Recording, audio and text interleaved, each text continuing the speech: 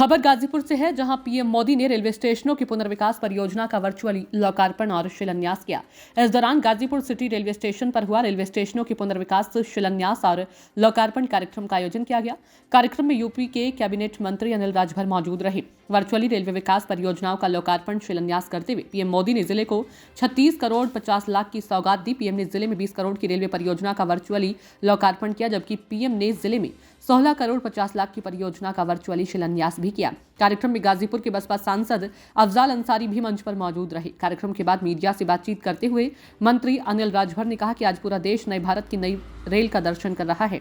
इस दौरान उन्होंने बसपा सांसद अफजाल अंसारी के बीजेपी प्रत्याशी को आगामी लोकसभा चुनाव में हराने के बयान पर प्रतिक्रिया देते हुए कहा कि उनके बड़बोलेपन का जनता जल्द ही जवाब देगी।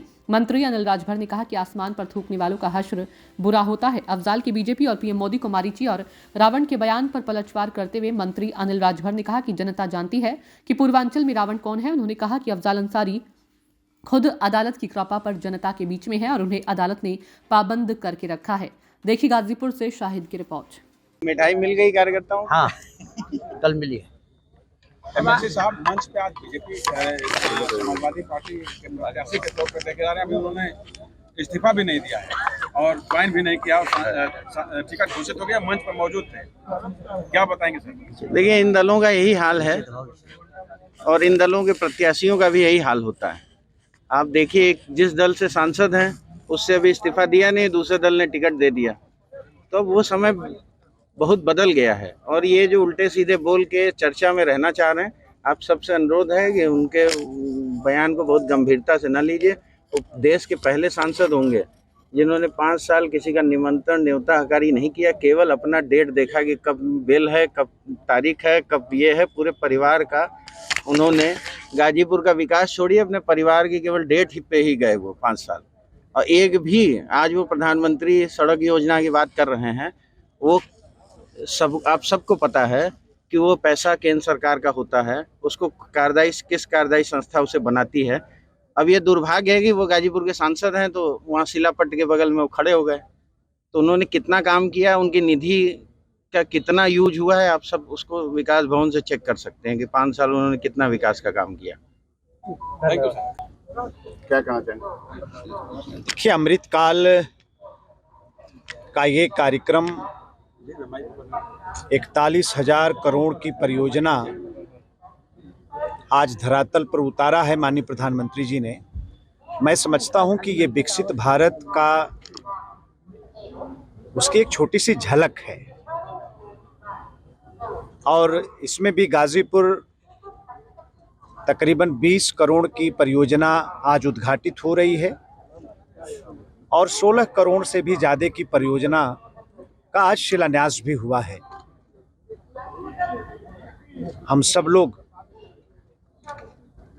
आनंदित हैं। आज पूरा देश नए भारत के नए रेल का दर्शन कर रहा है। अमृत स्टेशन निश्चित तौर पर हमारी परंपराओं, हमारी संस्कृतियों की भी झलक प्रस्तुत कर रहा है और आज का कार्यक्रम रेल विभाग के विकास में निश्चित तौर पर मील का पत्थर साबित होने वाला है। अभी माननीय प्रधानमंत्री जी के संबोधन को आप सब लोग सुन रहे थे।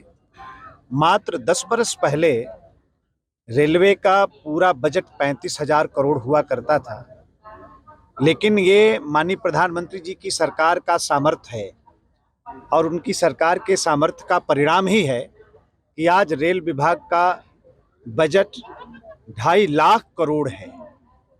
तो जो बदलाव है, सरकार का जो संकल्प है और सरकार का जो प्रयास है, आज उसका परिणाम हम सब लोगों के सामने है। आज भारत रेल एक नए कलेवर के साथ हम सब लोगों के सामने प्रस्तुत है। हम लोग उसका आज अभिनंदन करते हैं और माननीय प्रधानमंत्री जी का आभार प्रकट करते हैं, उनको धन्यवाद भी देते हैं। मंत्री जी आज गाजीपुर सांसद मंच पर मौजूद थे। उन्होंने कहा कि 41,000 करोड़ के सापेक्ष गाजीपुर को 16 करोड़ ठीक नहीं है। अब लोग अपने अपने नजरिया से चीजों को देखते हैं। शायद उन्हें ये पता ना हो कि पूरे देश के अंदर और इसका मुझे गर्व है कि पूरे पूर्वांचल में सबसे ज़्यादा देश के अंदर जो 41,000 करोड़ की परियोजना आज उद्घाटित हो रही है, उसमें सबसे ज़्यादा उत्तर प्रदेश को मिला है और उत्तर प्रदेश में भी सबसे ज़्यादा पूर्वांचल को मिला है। तो ये पूरे देश के स्तर का कार्यक्रम था, सिर्फ एक जनपद का नहीं था। और हमें वो दिन भी याद है, मनोज सिन्हा जी के हाथ में रेल विभाग था और हम लोग बड़े उम्मीद और विश्वास के साथ हम लोग इंतजार कर रहे हैं माननीय प्रधानमंत्री जी का। जो गंगा जी पर नया ब्रिज बना है, ये पूरे पूर्वांचल की एक उपलब्धि में गिनने वाली ये परियोजना है। हम लोग तो उम्मीद लगाए बैठे हैं माननीय प्रधानमंत्री जी आए, उनके हाथ से उद्घाटन हो। कब आ रहे हैं प्रधानमंत्री? अब हम लोगों ने निवेदन भेजा है, हमारे जिला पार्टी ने भी निवेदन भेजा है। एक सवाल, फिर सांसद जी प्रत्याशी बन चुके हैं गाजीपुर के सपा से, वो दावा कर रहे हैं कि इतना 9,000 करोड़ लगा रहे हैं लेकिन दूना वोट से फिर हरा होगा। और ये भी कह रहे हैं कि 16,000 करोड़ से ज्यादा तो हमने पीएमजेएसवाई की सड़क बनवा दी। जी देखिए, ऐसा है कि एक तरफ कह रहे हैं कि पीएमजेएसवाई की सड़क हमने बनवा दिया, तो उसका बजट अपने घर से ले आए कि प्रधानमंत्री जी ने दिया। ये कह रहे हैं कि दूने वोट और से हटाई। ऐसे बड़बोलापन का जवाब जनता देती है और बार बार बिलारी के किस्मत से शिकहर नहीं टूटा करता है। तो वो दिन भूल जाइए। पूरा उत्तर प्रदेश जीतकर मोदी जी को हम लोग सौगात के रूप में देने वाले हैं। भारतीय जनता पार्टी और उत्तर प्रदेश की सरकार, पार्टी का एक एक कार्यकर्ता, हम सब लोग संकल्पित हैं कि इस बार पूरा उत्तर प्रदेश जीतकर हम लोग मोदी जी को देने वाले हैं। सपा ने उनको उम्मीदवार बना दिया, वो कह रहे हैं कि भारतीय जनता पार्टी कार्यालय का उद्घाटन कर दी लेकिन अब तक प्रत्याशी नहीं देखा। नहीं, इससे उनको क्या लेना देना है, वो अपना काम करें। और समाजवादी पार्टी के विचारों, है ना, समाजवादी पार्टी के विचारों को आप देख रहे हैं, कैसे लोग उनके उम्मीदवार हो सकते हैं, ये भी आप देख रहे हैं। तो ये जनता बहुत अच्छी तरीके से देख रही है। उनका एक कहना है कि हमारे सामने गिनती में मनोज सिन्हा जो नहीं बैठ सकते हैं। अब देखिए क्या है कि आसमान की तरफ देख के थूकने वालों का बड़ा हश्र बुरा होता है, तो वही हश्र होगा।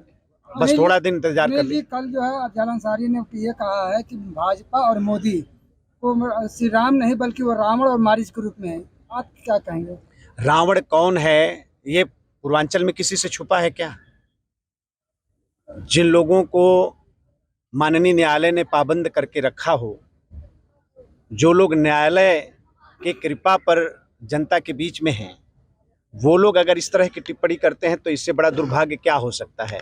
और मैं प्रेस के भी साथियों से कहना चाहूँगा कि ऐसे लोगों की बातों को बहुत गंभीरता से नहीं लेना चाहिए। इस तरह के लोगों की विचार और बात जब जनता के बीच में जाती है तो कहीं ना कहीं समाज खराब होता है। अब ये पुराना भारत नहीं है, ये मोदी जी का भारत है, ये न्यू इंडिया है, नया भारत है और नया भारत का नया उत्तर प्रदेश है। आज विकास की नई गाथा लिखी जा रही है उत्तर प्रदेश की धरती पर। आप उसको देखिए, उत्तर प्रदेश की जनता स्वीकार कर रही है। बहुत बहुत धन्यवाद।